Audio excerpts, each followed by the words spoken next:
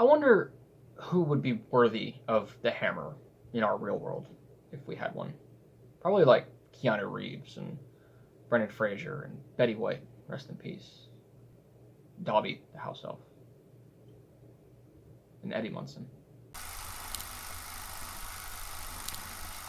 Welcome back to the channel, everybody. Today our movie in the middle is Thor, Love and Thunder.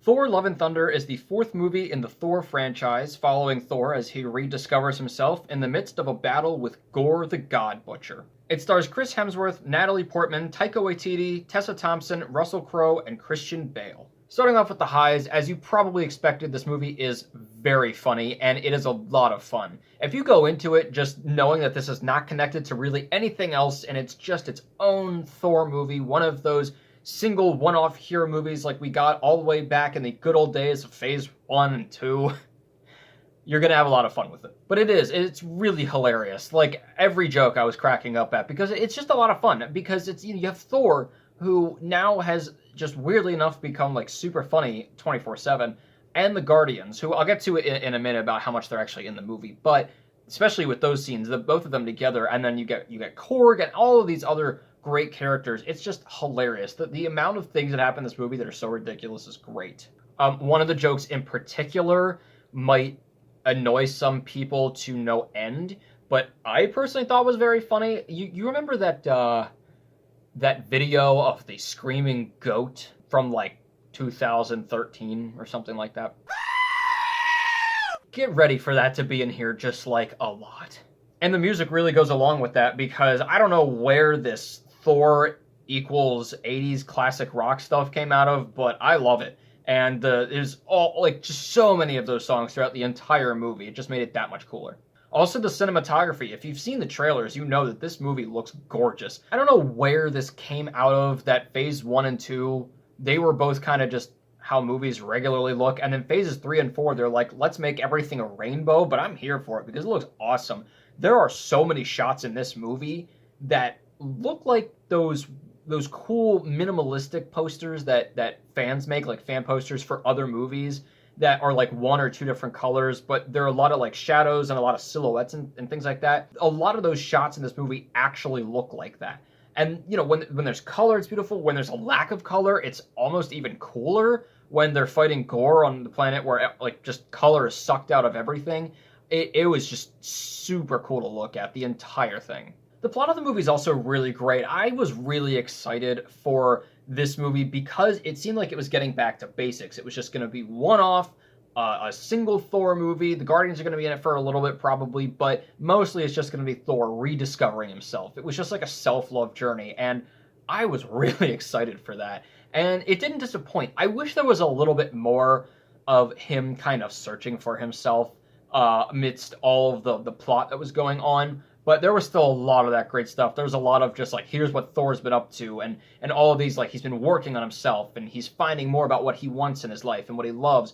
And I thought that was awesome, considering this is like a 1,000-year-old god. He's become such a wholesome character, and he was really great in this. He was continuously funny, as he always is now. And then, of course, Natalie Portman returns as Jane, or the Mighty Thor, in this one, and that was really, really cool to see her in the outfit with the hammer and everything. I mean, she was pretty badass, but the funny part is she comes in looking like she's pretty badass, and then slowly you're like, oh, she has no idea what she's doing. And that was pretty funny, but she still was able to hold her own, and she was awesome. There was a lot of things that come with that I don't want to get into because they're spoilers, that really make it emotional, and a really cool way that they went about making her the Mighty Thor and why she is that character now, because it's not just like out of the blue.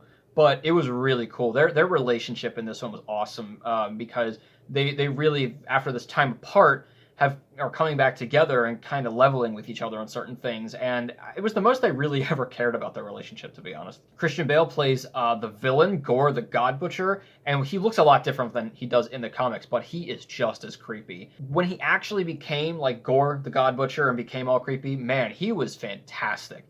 He was creepy as hell. And sometimes he was a little bit more generic, but I have to be honest, I think out of all the villains in Thor so far, or at least like the main villains, like Hela being the main villain for Ragnarok, I think he was the most interesting by far.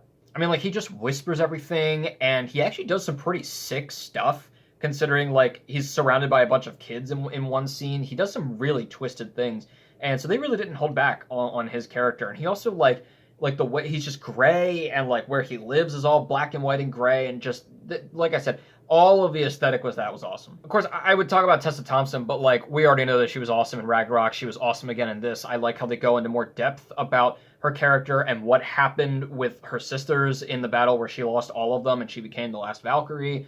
She showed a lot of emotion in this one, a lot more than in Ragnarok, and I really appreciated that. I actually have a fair amount of middle elements, so I'm just going to get right into them.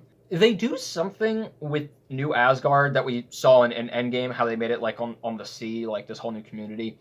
And I'm not quite sure how to feel about it, because it really, without spoiling what they do, it really gets into this weird blend of realistic things and then suspension of disbelief that I think the MCU, strides pretty well. I think they do a really good job of, like, these are fantasy things going on, but in this world, everybody knows most of the superheroes, and everybody knows them kind of like celebrities, and they can go and see them. And, it's just hard to explain, but there's a weird kind of blend with that here, once again, and I wasn't sure how to feel about it, because while it makes sense, it just felt kind of odd. The Guardians of the Galaxy are also in this movie, as we know from the trailer, but I don't know if you were able to guess this, but from the trailer, I was able to figure out that they were only going to be in, like, a little bit of it.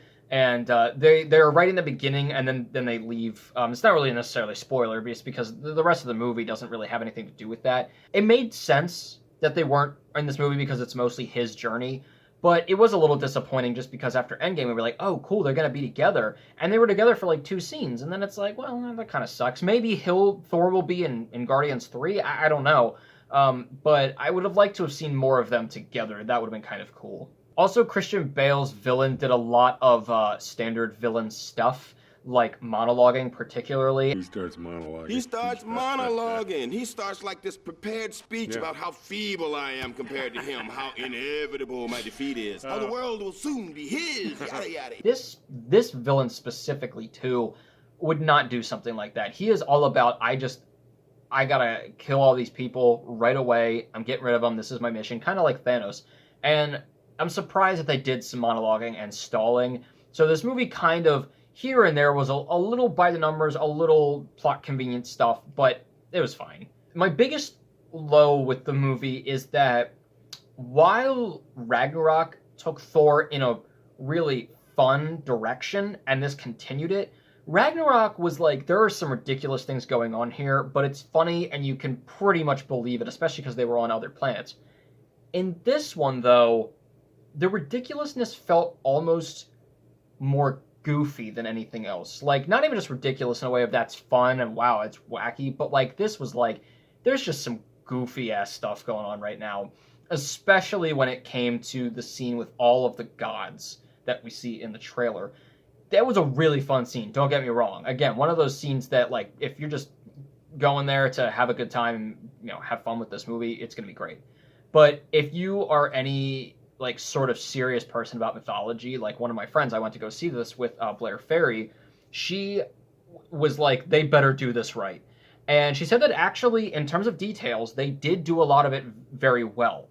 But in general, the way that they treated the entire thing was just kind of kiddish.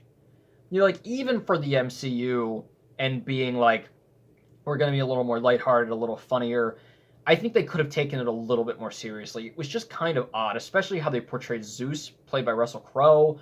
I don't know, just all of it was a really weird scene for me, just because it felt like they just weren't taking anything seriously, and so it made it feel like there's not as many stakes right now. The beginning for me was also a little odd, because, like, the very beginning's a great scene, but then right after that, there's something that I'm like, there's a lot of CGI going on, a lot of, again, goofy stuff going on, and the way everything was acted was just really weird. It basically is just, like, setup stuff, but it was just really weird. It's a small thing, but I just found it kind of not as good. Lastly, and probably most important for this movie in terms of the entire MCU, is there were a lot of conflicts that I had in terms of what they did with the hammer and the axe and these other weapons, and the rules that go along with them. Obviously, with the hammer specifically, you have to be worthy to pick it up. And there were just some things that happened with both of these weapons that I wasn't quite sure how to feel about, because it really felt like that had never been brought up before, or they're kind of rewriting this rule a little bit, or that was never a thing that these weapons could do. And I don't know. Some of it gave it a little bit more character, I guess, is a word to use for it, but it just felt like, why are we sort of retconning how these weapons work? Especially considering the amount of weight that goes into specifically the hammer in both the Thor movies and then Thor Ragnarok and then Endgame. And sort of dovetailing off of that, there are parts of this movie where they have like not new powers, but new ways to use their powers.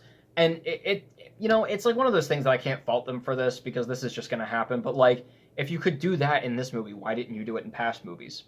So it's always that weird circle of like, we want to come up with something new, but then why didn't you use that thing in the past movies? So it's weird, but I get it. Overall, Thor: Love and Thunder was really fun. I vastly enjoyed this movie, way more than I did with Doctor Strange: Multiverse of Madness. I think it's one of the more fun ones to come out recently, and I was really excited that it was just like a one-off Thor movie, And yeah, it's a little by the numbers here and there, and it does feel kind of short and, very just like routine, but that's what I kind of asked for. I mean, we asked for just a regular Thor movie, him finding himself, and that's what it was, and it was really fun.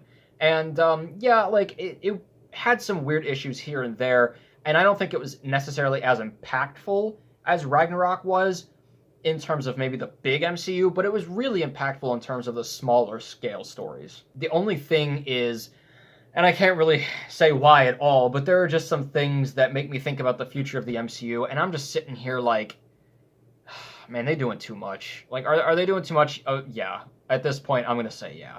And it's hard, because as a Marvel fan, you want to stick with it for the stuff that you know is coming, that you're actually excited for, but they're just doing too much, and they're coming out with too many new people, and I'm like, just use the people that you have already and stop. Just take it one movie at a time. One movie at a time. I'm going to give Thor: Love and Thunder a 3 out of 4. Well, guys, let me know what you thought of Thor: Love and Thunder in the comments below. Do you think it's the best out of all the 4? Do you think it's better than Ragnarok or just under Ragnarok? Let me know what you thought. Let me know what you thought of Jane being back as the mighty Thor, and what other MCU movies you're excited for coming up. I think we just have Black Panther 2 and then a couple TV shows. So tell me if you're excited about it. Tell me if you're burnt out, because I think some of us are. And as always, keep your hopes high, your stress low, and stay worthy. I'll see you guys later.